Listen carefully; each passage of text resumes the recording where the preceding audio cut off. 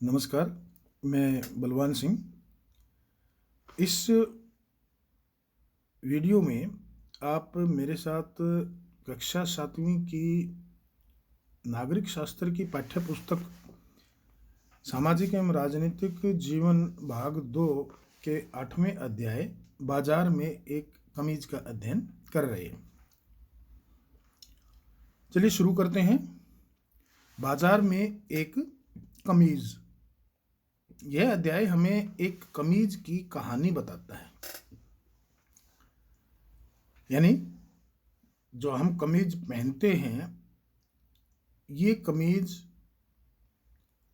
शुरुआत में क्या थी और कैसे, किस प्रकार से प्रक्रिया के दौरान आज हम इसे पहन रहे हैं। यानी ये ऐसी ही नहीं थी, इससे पहले इसके और बहुत सारे रूप थे। तो यह कहानी कपास के उत्पादन से प्रारंभ होती है और कमीज के बिकने पर खत्म हो जाती है। आइए हम देखें कि बाजारों की श्रृंखला कपास उगाने वाले को सुपर बाजार में कमीज खरीदने वाले से कैसे जोड़ देती है। इस श्रृंखला में हर कड़ी के साथ खरीदना और बेचना जुड़ा हुआ है। क्या इससे आपको बराबर लाभ होता है या कुछ को दूसरों की अपेक्षा अधिक लाभ होता है? हम यह पता लगाने का प्रयास करेंगे। कुरनूल में कपास उगाने वाली एक किसान महिला की बात शुरू करते हैं।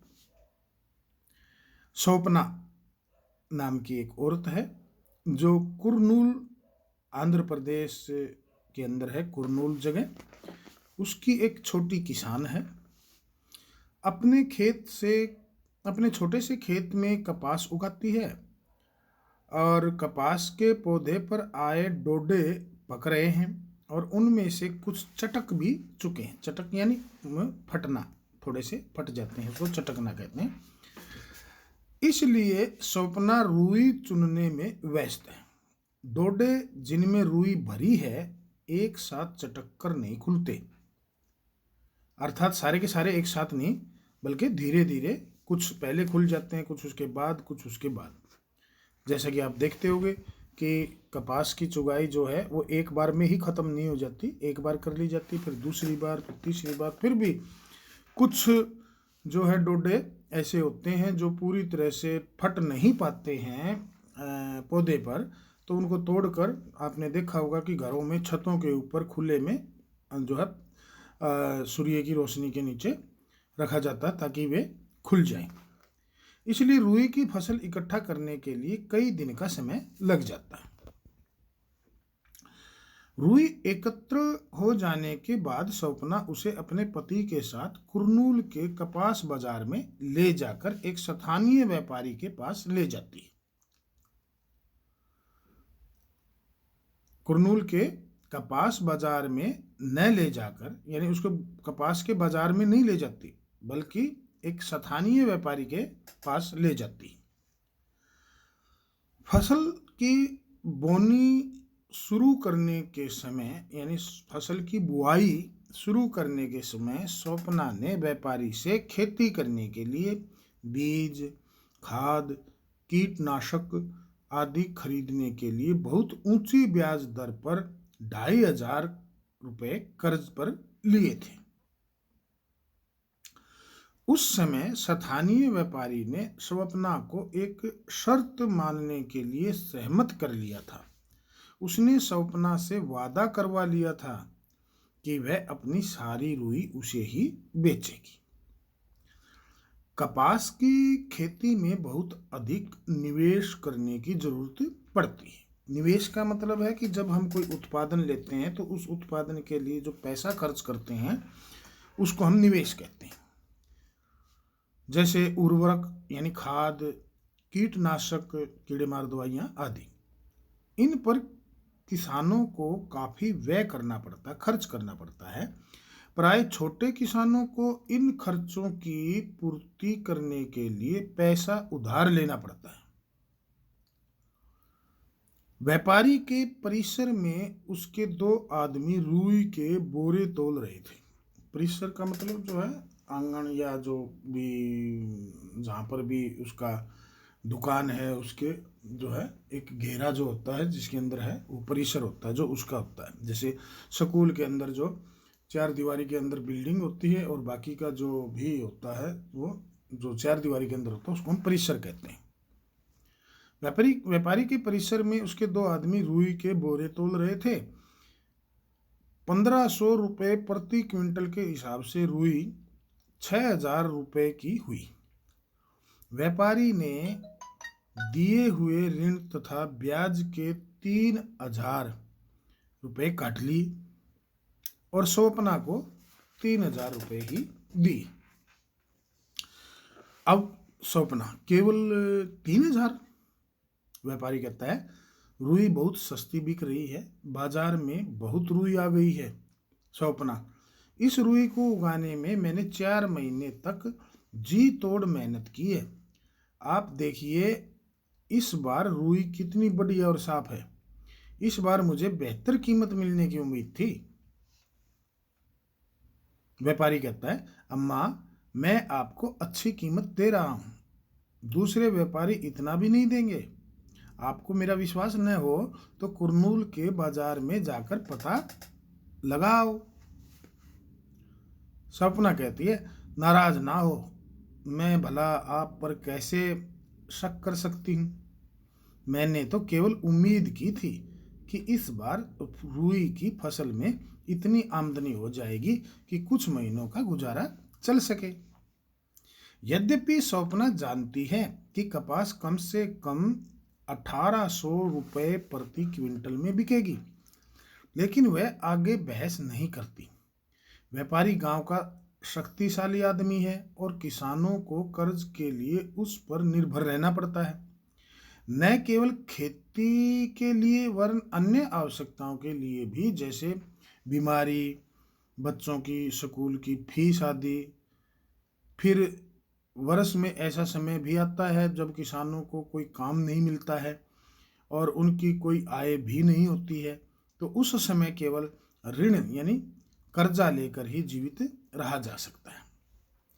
कपास की पैदावार करके भी स्वप्ना की आय उस आय से बस थोड़ी ही ज्यादा है जो वह मजदूरी करके कमा लेती। इरोड का कपड़ा बाजार। तमिलनाडु में सप्ताह में 2 बार लगने वाला इरोड का कपड़ा बाजार संसार में विशाल बाजारों में से एक है। इरोड एक जगह है तमिलनाडु के अंदर, और यहाँ का जो कपड़ा बाजार है ये संसार के विशाल बाजारों में से एक है। इस बाजार में कई प्रकार का कपड़ा बेचा जाता है। आसपास के गांव में बुनकरों द्वारा बनाया गया कपड़ा भी इस बाजार में बिकने के लिए आता है। बाजार के पास कपड़ा व्यापारियों के कार्यालय हैं, दफ्तर बने हुए हैं जो इस कपड़े को खरीदते हैं। दक्षिण भारत के शहरों के अन्य व्यापारी भी इस बाजार में कपड़ा खरीदने आते हैं।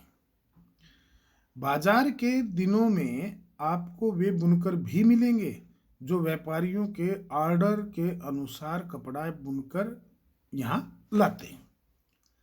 ये व्यापारी देश व विदेश के वस्त्र निर्माताओं और निर्यातकों को उनके ऑर्डर के अनुसार कपड़ा उपलब्ध कराते हैं। ये सूत खरीदते हैं और बुनकरों को निर्देश देते हैं कि किस प्रकार का कपड़ा तैयार किया जाना है। निम्नलिखित उदाहरण में हम देखेंगे कि यह कार्य कैसे होता है। ये देखिए यहाँ पर जो है 3 चित्र दिए हुए हैं। चित्र 1, बाजार में यह एक व्यापारी की दुकान है। कई सालों में इन व्यापारियों ने देश भर के वस्त्र निर्माताओं से संपर्क स्थापित कर लिए हैं जिनसे उन्हें ऑर्डर मिलते रहते हैं। वे अन्य लोगों से सूत खरीद कर लाते हैं। नंबर 2 में दिखाया गया है, कपड़ा बुनने वाले बुनकर आसपास के गांवों में रहते हैं। वे इन व्यापारियों से सूत ले आते हैं। बुनाई करने के करघे रखने के लिए उन्होंने अपने घरों के पास ही व्यवस्था कर रखी है। इस तस्वीर में आप ऐसे एक घर में रखे हुए पावर लूम, बिजली चलित करघा, ये जो दिखा रखा है चित्र नंबर 2 में, को देख सकते हैं। बुनकर अपने परिवार के साथ इन करघों पर कई घंटों तक काम करते हैं। अब चित्र नंबर जो है अगला है 3। इसमें दिखाया गया है, बुनकर तैयार किए हुए कपड़े को शहर में व्यापारी के पास ले आते हैं। इस तस्वीर में बुनकर शहर में व्यापारी के पास जाने की तैयारी में बैठे हैं। व्यापारी यह हिसाब रखता है कि उन्हें कितना सूत दिया गया था और बुने हुए कपड़े का भुगतान उन्हें कर देता है। दादन व्यवस्था, बुनकरों द्वारा घर पर कपड़ा तैयार करना। कपड़ा उपलब्ध कराने के जो ऑर्डर मिलते हैं उनके आधार पर व्यापारी बुनकरों के बीच काम बांट देता है। बुनकर व्यापारी से सूत लेते हैं और तैयार कपड़ा देते हैं। इस व्यवस्था से बुनकरों को स्पष्टतया 2 लाभ प्राप्त होते हैं। बुनकरों को सूत खरीदने के लिए अपना पैसा नहीं लगाना पड़ता, साथ ही तैयार कपड़ों को बेचने की व्यवस्था भी हो जाती है। बुनकरों को प्रारंभ में ही पता चल जाता है कि उन्हें कौन सा कपड़ा बनाना है और कितना बनाना है। कच्चे माल को प्राप्त करने और तैयार माल की बिक्री के लिए भी व्यापारियों पर बनी निर्भरता के चलते व्यापारियों का बहुत वर्चस्व बन जाता है। वे ऑर्डर देते हैं कि क्या कपड़ा बनाया जाना है और इसके लिए वे बहुत कम मूल्य देते हैं। बुनकरों के पास यह जानने का कोई साधन नहीं है कि किसके लिए कपड़ा बना रहे हैं और वह किस कीमत पर बेचा जाएगा, यानी ये बुनकरों को नहीं पता होता। कपड़ा बाजार में व्यापारी यह कपड़ा पहनने के वस्त्र बनाने के कारखानों को बेचते हैं, रेडीमेड माल जो बनाते हैं। इस तरह से बाजार का झुकाव व्यापारियों के हित में ही अधिक होता है। बुनकर अपनी सारी जमा पूंजी लगाकर या ऊंची ब्याज दर पर ऋण लेकर करघे खरीदते हैं। एक करघे का मूल्य 20,000 रुपये है, इसलिए छोटे बुनकर को भी 2 करघों के लिए लगभग 40,000 का निवेश करना पड़ता है, यानी इतना खर्चा करना पड़ता है। इन करघों पर अकेले काम नहीं किया जा सकता है। कपड़ा बनाने के लिए बुनकर और परिवार के दूसरे वयस्क सदस्यों को दिन में 12 घंटे तक काम करना पड़ता है। इस पूरे कार्य द्वारा वे महीने में लगभग 3,500 रुपये ही कमा पाते हैं। व्यापारी और बुनकरों के बीच की यह व्यवस्था दादन व्यवस्था का एक उदाहरण है। पुटिंग आउट सिस्टम, दादन व्यवस्था, जहां व्यापारी कच्चा माल देता है और उसे तैयार माल प्राप्त होता है। भारत के अनेक क्षेत्रों में कपड़ा बुनाई के उद्योग में यह व्यवस्था प्रचलित है। बुनकर सहकारी संस्थाएं, हमने देखा कि दादन व्यवस्था में व्यापारी बुनकरों को बहुत कम पैसा देते हैं। व्यापारियों के ऊपर निर्भरता को कम करने और बुनकरों की आमदनी बढ़ाने के लिए सहकारी व्यवस्था एक साधन है। एक सहकारी संस्था में वे लोग जिनके हित समान हैं, यानी एक समान हित वाले एक जैसा उत्पादन करने वाले, इकट्ठे होकर परस्पर लाभ के लिए काम करते हैं। बुनकरों की सहकारी संस्था में बुनकर का एक समूह बनाकर कुछ गतिविधियां सामूहिक रूप से करते हैं। वे सूत व्यापारी से सूत प्राप्त करते हैं और उसे बुनकरों में बांट देते हैं। सहकारी संस्था विक्रय का कार्य भी करती है। इस तरह व्यापारी की भूमिका समाप्त हो जाती है और बुनकरों को कपड़े का उचित मूल्य प्राप्त होता है। कभी कभी सरकार उचित मूल्य पर सहकारी संस्थाओं से कपड़ा खरीदकर उनकी मदद करती है। जैसा कि तमिलनाडु में सरकार स्कूल में निःशुल्क गणवेश योजना चलाती है। निःशुल्क वर्दी, गणवेश यानी वर्दी, जो बच्चों को ड्रेस दी जाती है। सरकार इसके लिए पावर लूम बुनकरों की सहकारी संस्था से कपड़ा लेती है। इसी तरह सरकार हथकरघा बुनकर सहकारी समिति से भी कपड़ा खरीदकर कोऑपटेक्स नामक दुकानों के माध्यम से बेचती है। आपने अपने शहर में शायद कहीं ऐसी दुकान देखी होगी।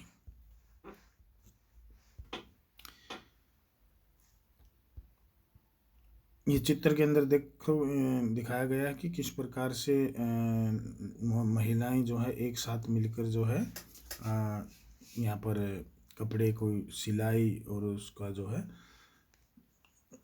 काम वर्क जो है कपड़े पर जो है वो कर रही है।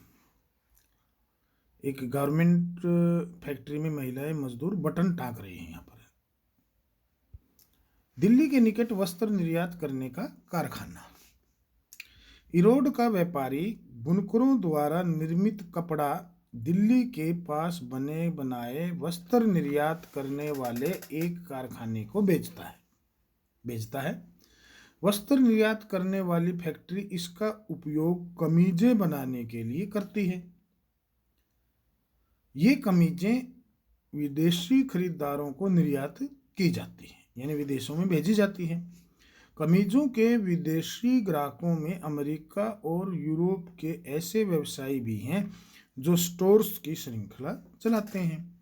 ये बड़े बड़े स्टोर्स के स्वामी केवल अपनी शर्तों पर ही व्यापार करते हैं। वे माल देने वाले से न्यूनतम मूल्य पर माल खरीदने की मांग करते हैं। साथ ही वे सामान की उच्चतम स्तर की गुणवत्ता और समय पर सामान देने की शर्त भी रखते हैं। सामान जरा सा भी दोषयुक्त होने पर या माल देने में जरा भी देरी होने पर बड़ी सख्ती से निपटा जाता है।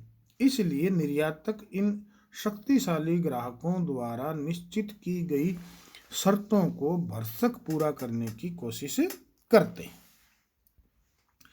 ग्राहकों की ओर से इस प्रकार के बढ़ते दबावों के कारण वस्त्र निर्यात करने वाले कारखाने हैं खर्च में कटौती करने का प्रयास करते हैं।